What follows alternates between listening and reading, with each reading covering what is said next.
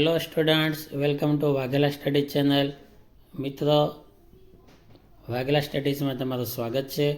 જો મારી ચેનલમાં તમે નવા હોય તો સૌપ્રથમ મારી ચેનલને લાઈક કરો, શેર કરો અને સબસ્ક્રાઈબ કરો. મિત્રો, તમને ખ્યાલ છે કે આ ચેનલમાં ધોરણ 10 વિજ્ઞાન વિષયનું સોલ્યુશન આપણે કરી રહ્યા છીએ. તેમાં પેપર 5 પેપરનો વિભાગ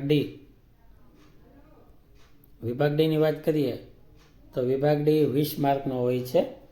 તેમાં 47થી 54 સુધીના સવાલ આવતા હોય છે અને એક સવાલના 4 ગુણ છે અને ટોટલી 4 પંચાને 20, ટોટલ ગુણ 20 છે.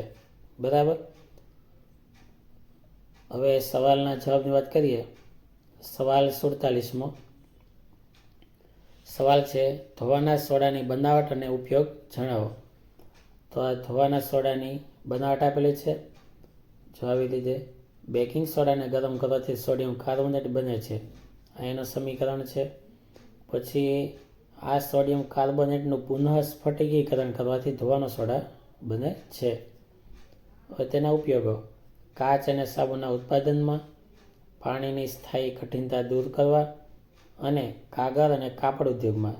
ચોથું, પ્રયોગશાળામાં પ્રક્રિયક તરીકે. ઉપરાંત એમાં 47માં બી કે આપણા પાચન તંત્રમાં પીએચનું મહત્વ સમજાવો.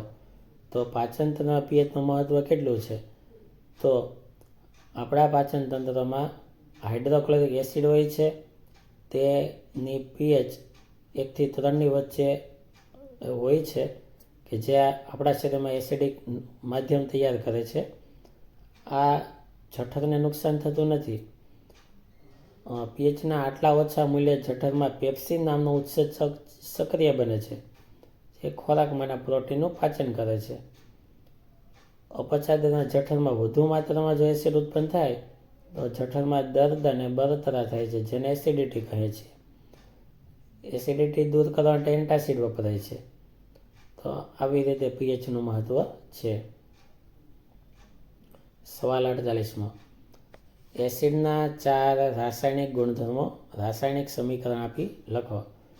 તો જો આ એસિડના બધા ગુણધર્મો અપાયેલા છે. જો આવી રીતે છે એસિડના બધા ગુણધર્મો. એસિડની ધાતુ સાથેની પ્રક્રિયા, તેનું સમીકરણ આપેલું છે. પછી એસિડની બેઝ સાથેની પ્રક્રિયા, તેના સમીકરણો આપેલા છે. પછી એસિડની ધાતુ ઓક્સાઇડ સાથેની પ્રક્રિયા, તેમના સમીકરણ આપેલા છે.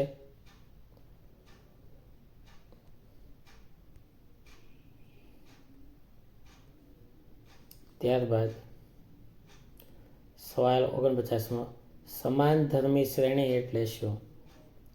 તેની કોઈ પણ 4 લાક્ષણિકતાઓ. તો આ સમાનધર્મી શ્રેણીની વ્યાખ્યા છે.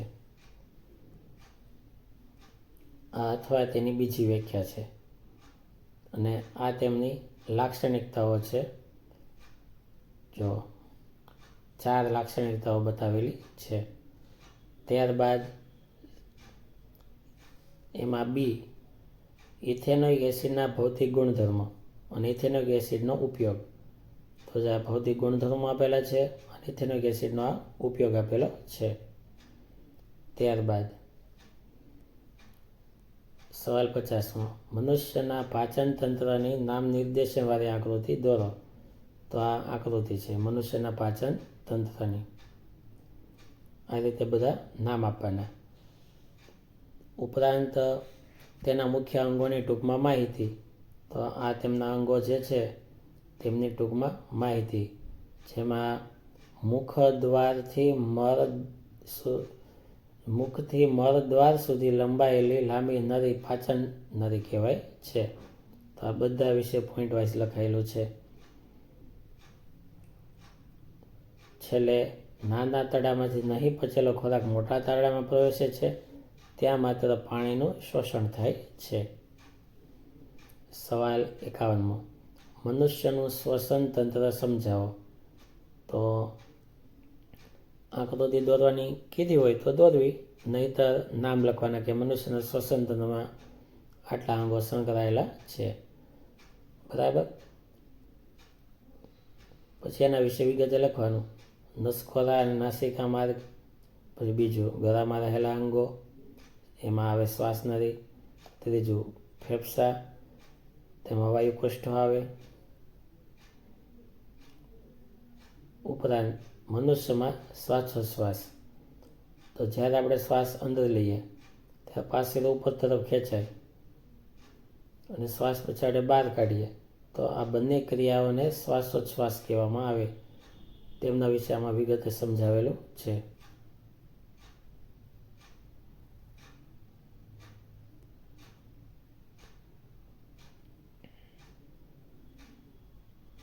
સવાલ 52માં, પ્રકાશનું પ્રકિરણન કોને કહે છે?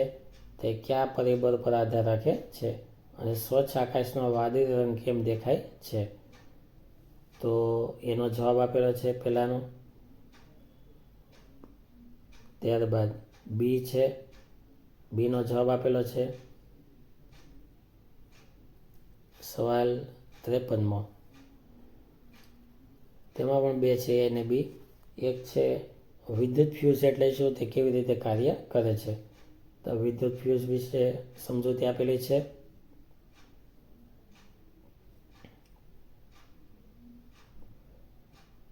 ત્યારબાદ ફ્યુઝની અગત્યના મુદ્દા આપેલા છે, કઈ રીતે એ કાર્ય કરે તે.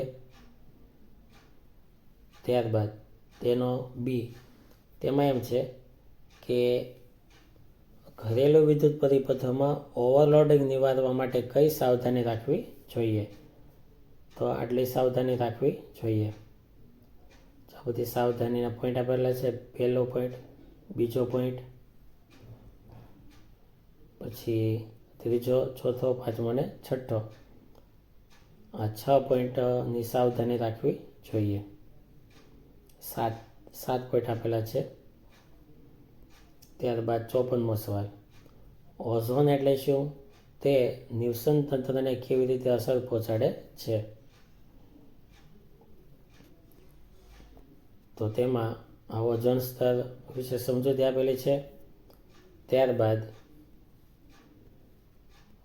તેમાં પણ બી છે, આહાર શૃંખલાના પોષક સ્તરો જણાવો. આ આહાર શૃંખલાના પોષક સ્તરોની માહિતી આપેલી છે. જો આ રીતે આહાર શૃંખલાના 3 અથવા 4 ચરણની હોય, દરેક ચરણને કડી કહેવાય.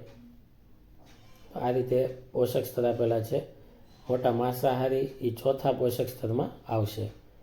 તો આ રીતે તમે પાકી બુકમાં લખી અને તૈયારી કરજો. Thank you very much.